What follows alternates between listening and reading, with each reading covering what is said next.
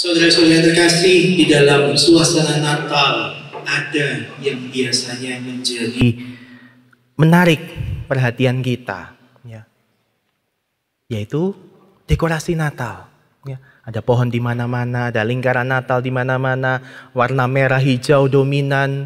Tapi ada satu hal yang juga tidak lupa, ialah apa? Kehadiran kandang Natal. Ya. Kandang Natal menjadi salah satu hal yang biasanya pasti ada, ya, terutama di gereja-gereja, di kapel-kapel, mungkin juga ada keluarga-keluarga yang membuatnya di rumah. Ya.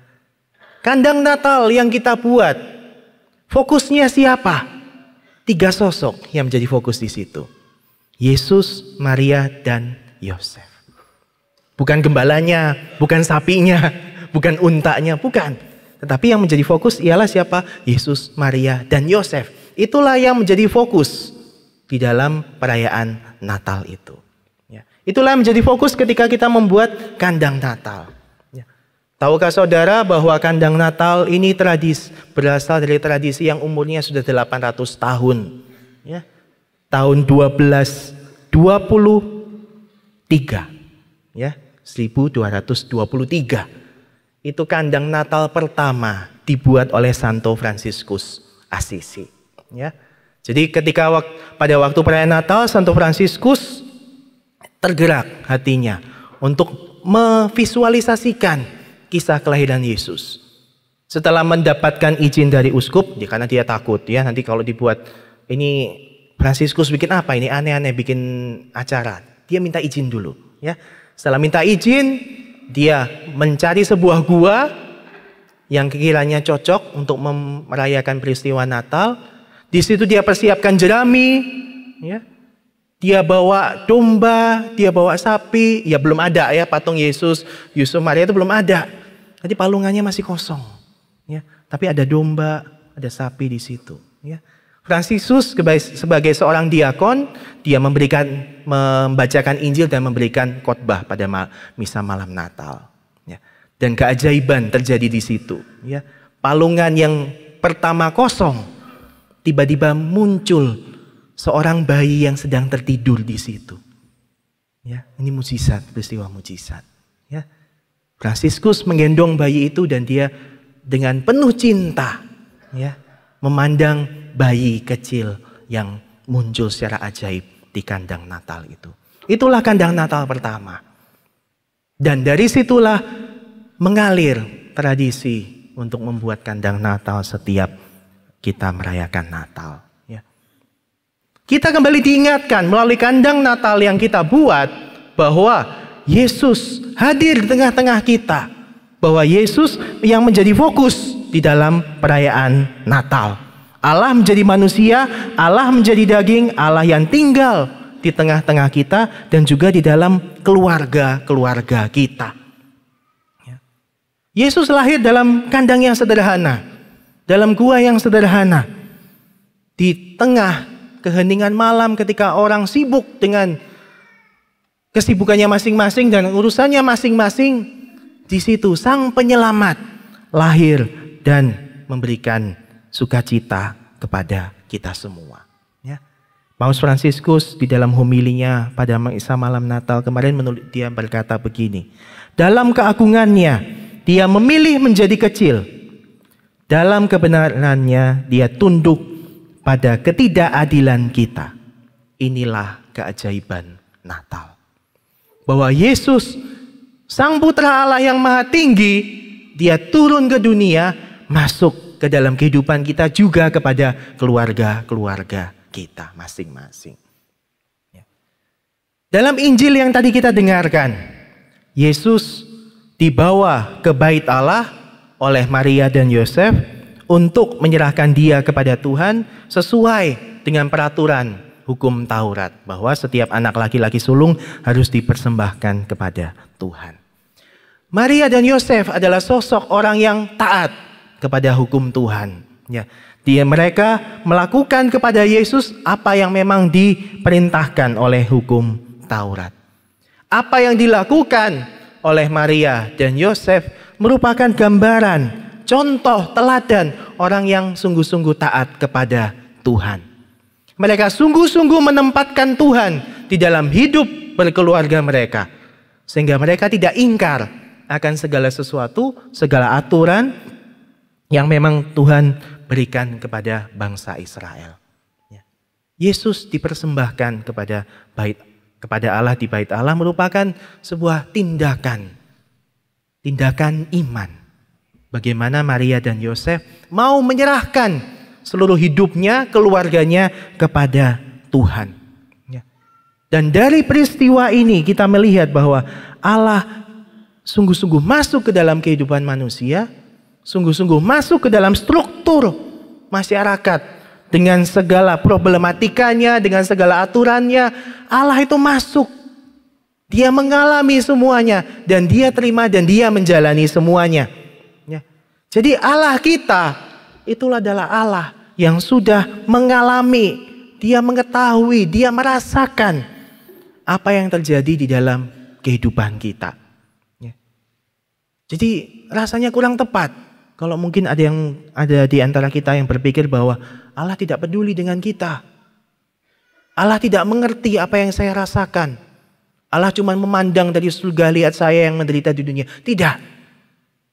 Tetapi Allah sudah terlebih dahulu mengalami dan merasakan apa yang kita alami. Bahkan apa yang dia alami jauh lebih menderita daripada kita. Coba kalau kita bayangkan, siapa sih di antara kita yang lahir di kandang? Gak ada. Paling gak di puskesmas misalnya ya. Atau di rumah sakit mana, rumah sakit bersalin ya. Tapi Yesus lahir di kandang sederhana. Gak ada tempat untuk dia. Hanya sebuah palungan sederhana. Dia besar pun dalam keluarga yang sederhana. Bahkan sampai mati pun dia mengalami kematian yang luar biasa. Menyakitkan. Ya.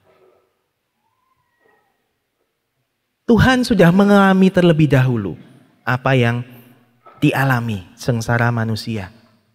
Jadi dia adalah Allah yang sungguh-sungguh datang dan merasakan apa yang kita alami. Dan tokoh lain yang kita lihat di dalam Injil tadi ialah Simeon dan Hana. Kalau saudara-saudari yang ikuti misa harian selama pekan ini, ya, bacaan ini akumulasi dari bacaan 3 hari yang kemarin. Ya.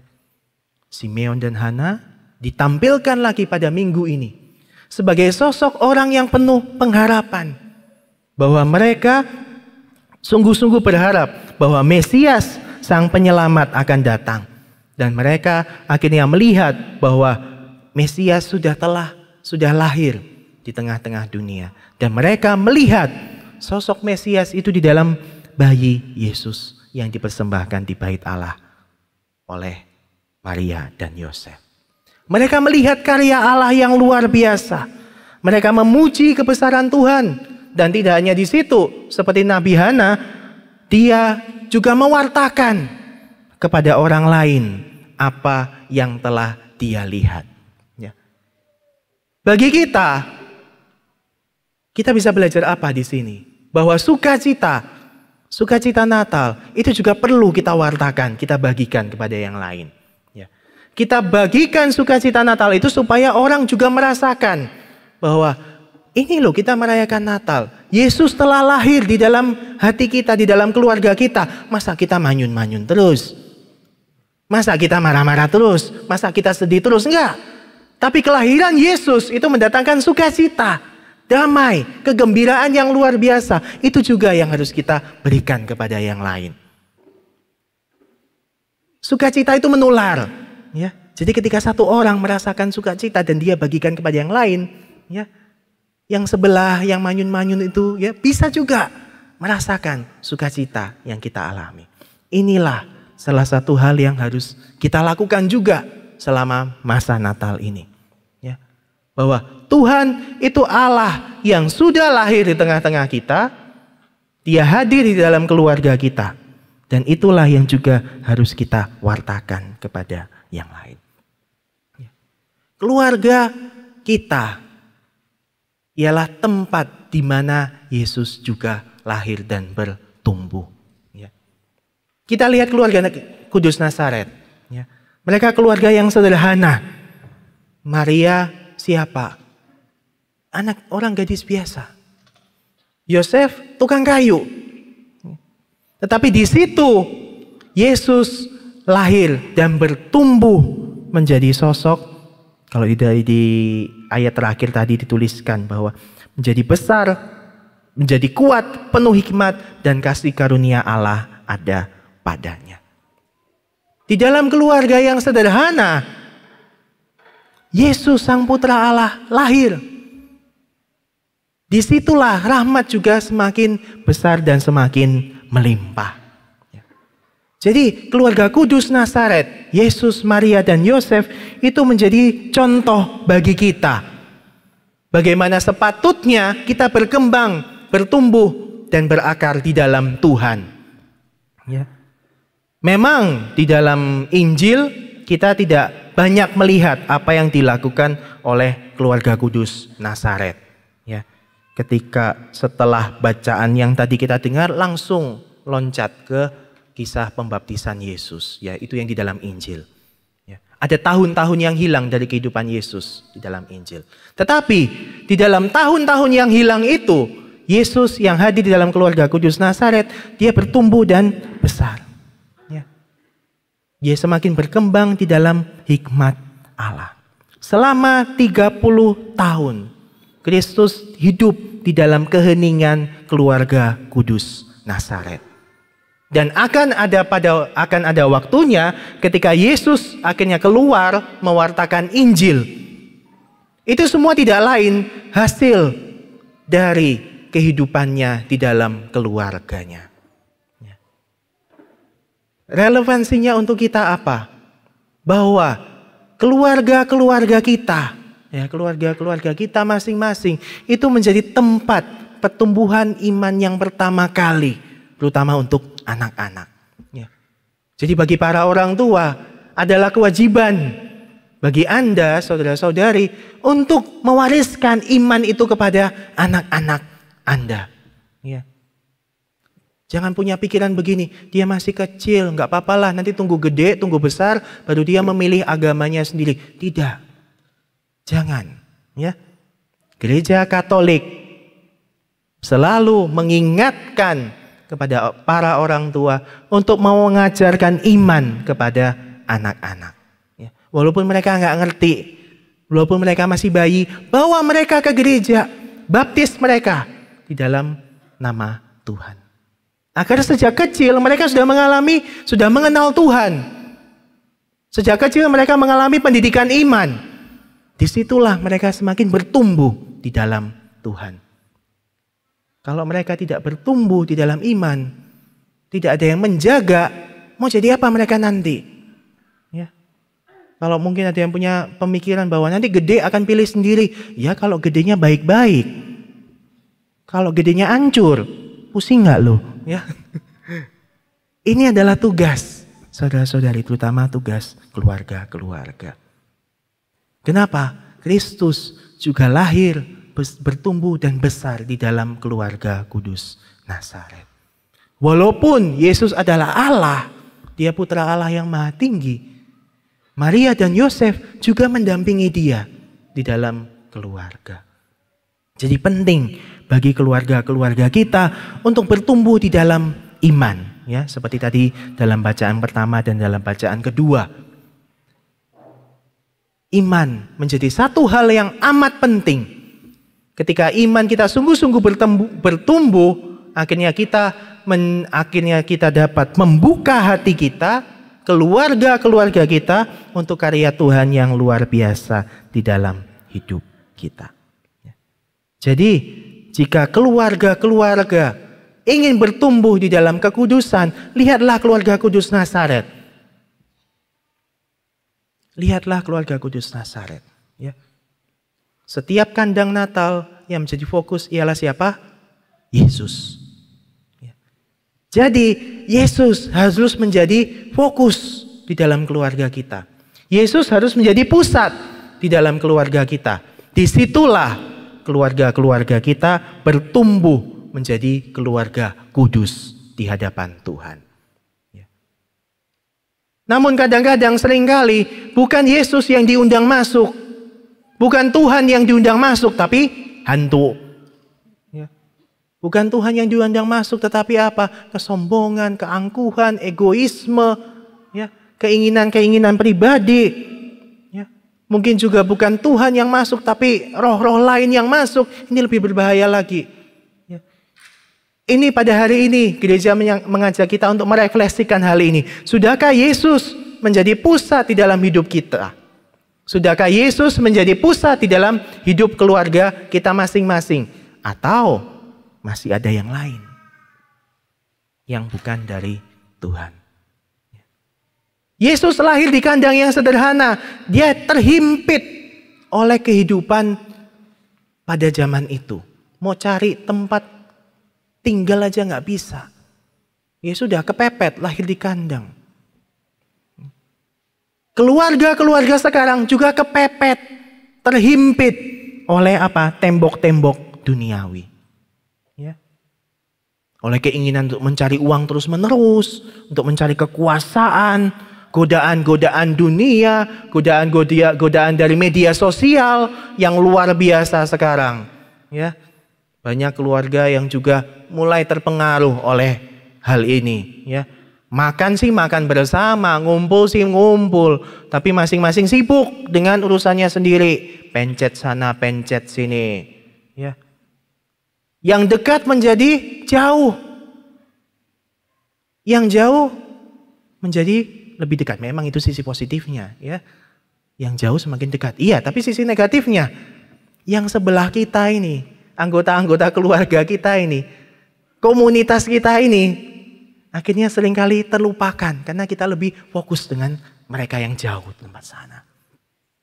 Ya. Perhatian kepada mereka yang ada di sekitar kita, keluarga-keluarga kita, anggota komunitas kita, akhirnya dilupakan. Itu adalah contoh bagaimana Yesus yang ada di dalam hati kita terhimpit oleh tembok-tembok duniawi. Oleh kesombongan, keinginan-keinginan pribadi.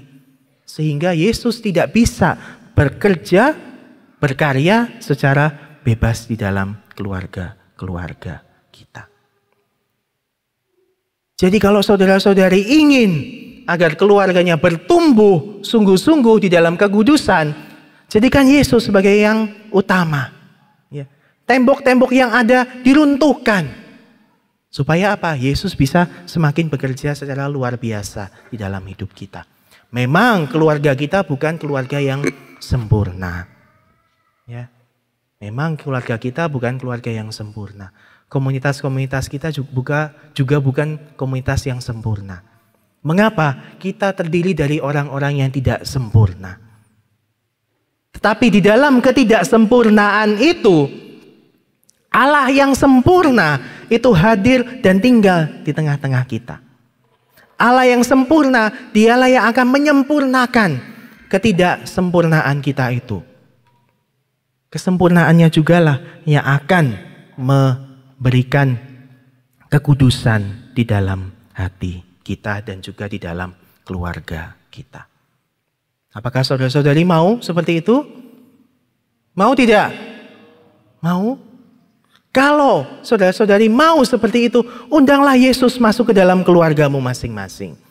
Undanglah Yesus masuk ke dalam hatimu. Biarkan dia yang menjadi pusat di dalam hidup keluargamu. Bukan yang lain. Bukan ego kita, bukan keinginan kita, bukan cita-cita kita pribadi. Ya. Kalau kita hanya mengandalkan egoisme kita, standar kita, kapan nyampenya? Yang ada stres sendiri. Ya. Kok saya pengen begini nggak bisa, saya pengen begitu nggak bisa. Saya kepengin healing jalan-jalan ke luar negeri kok nggak bisa. Padahal tetangga saya kok bisa. Ya. Misalnya demikian. Ya. Kalau kita hanya mengandalkan ego kita, gengsi, kapan kita bisa mengalami kebahagiaan? Ya. Kapan kita bisa mengalami sukacita? Kalau kita hanya mengandalkan dan berpusat kepada diri kita sendiri. Ya. Maka saudara-saudara yang terkasih, pada hari Minggu ini, pada hari pesta keluarga kudus, ya, Gereja mengajak kita untuk berfokus kembali kepada keluarga kudus Nazaret. Yesus yang hadir di dalam keluarga, kehadirannya lah yang menguduskan keluarga itu. Ya. Praktisnya bagaimana? Apa yang bisa kita perbuat? Keluarga-keluarga, berdoalah bersama. Itu cara paling sederhana, tapi juga paling tokcer ya, untuk Anda bertumbuh di dalam kekudusan. Berdoalah bersama di rumah, ambillah waktu, sempatkan waktu berdoa bersama orang tua dengan anak. Berdoa bersama. Suami mendoakan istri, istri mendoakan suami, orang tua mendoakan anak, anak mendoakan orang tua. Itu suatu pemandangan yang luar biasa. Ya. Disitulah Tuhan hadir. Disitulah Tuhan hadir dan memberikan kegembiraan kepada keluarga-keluarga kita. Keluarga-keluarga, pergilah misa bersama-sama.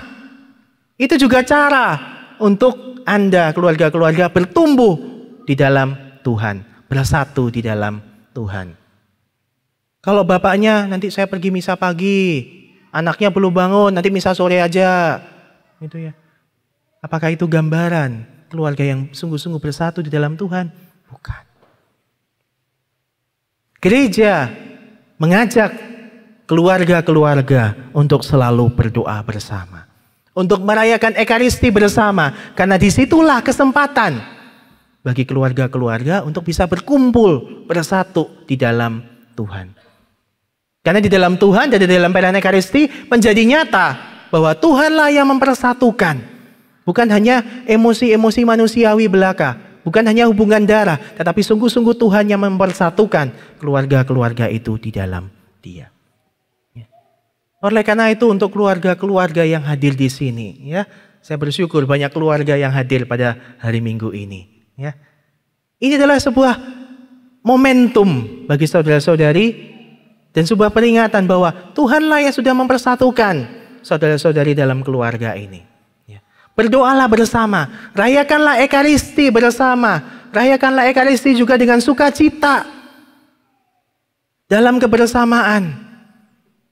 Rayakanlah juga dengan hikmat, gak sibuk dengan dirinya sendiri, gak sibuk dengan gadgetnya sendiri. Ya.